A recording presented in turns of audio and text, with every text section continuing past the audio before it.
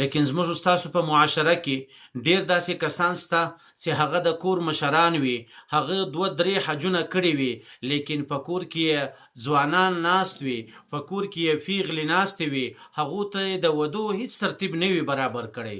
صرف دی په خپله باندې خپل ځان پوره کوي، 3-4 حجونه کوي. دا ډیره ضروري او اهمه مسله ده. یو ورور پوښتنه وکړه چې زه د کور مشر یم، لیکن له ما سره په کاروبار کې 2 ځوانان ورونه شریکان دي او ما اراده کړې ده چې خپله مور و حج ته بوزم. آیا په شریعت مقدسه کې زما دپاره اول واري کوم کار کول پکار دي چې دغو 2 ورونو ته ودونه وکم او که مور و حج ته بوزم؟ د دې مسلې جواب دا دی چې په شریعت مقدسه کې اول واري و دغو ورونو ته ودونه کول لازمي دي، له هغه وروسته بیا مورکۍ و حج ته بوزه.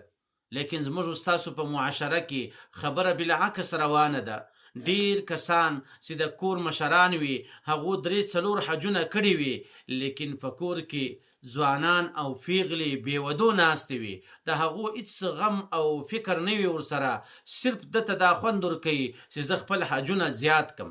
نو په شریعت مقدسه کې اول واري باید د کور ضروریات فرسي، په کور کې چې کوم ځوانان ناستي د هغو د کوزدو د ودو بندوبست وسی، له هغه وروسته بیا انسان 2م او 3م حج وکړي.